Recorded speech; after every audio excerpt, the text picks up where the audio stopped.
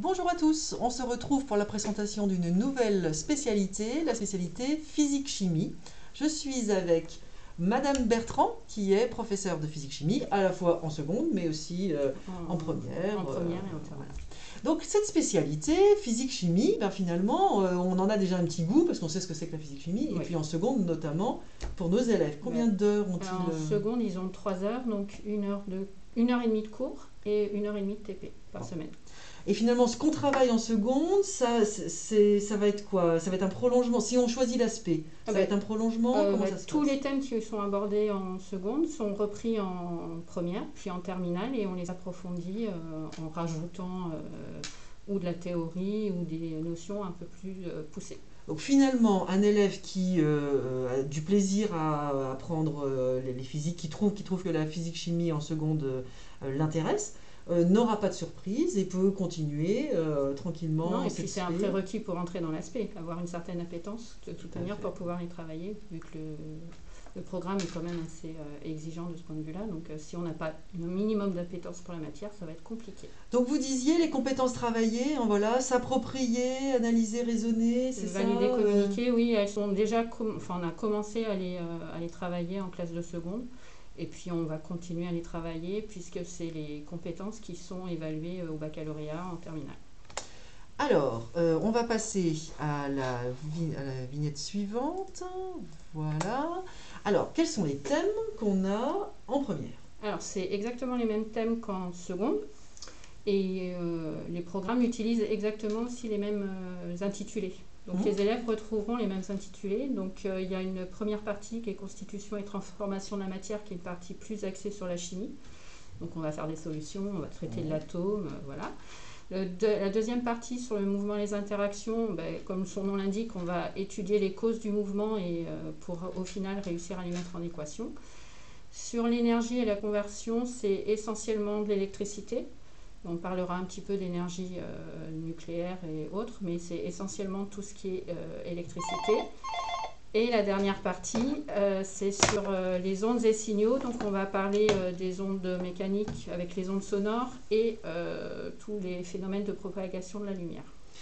Alors, vous me dites que ce sont donc des thèmes que vous étudiez et vous avez une partie TP, une partie cours. Comment tout ça se fonctionne? Alors, comme en seconde, on avait moitié-moitié à peu près. En première, sur les 4 heures de spécialité, il y aura 2 heures de TP.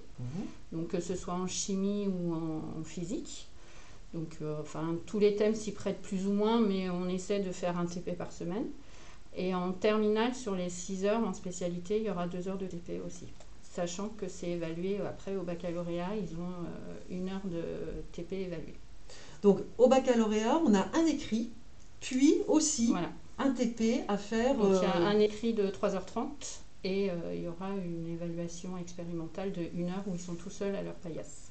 Tout à fait.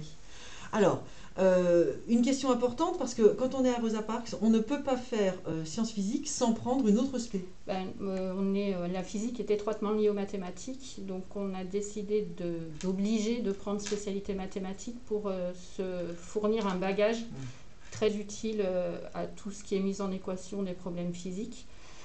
Cette obligation ne sera valable que pour la première. Tout à fait. On peut abandonner les maths en terminale.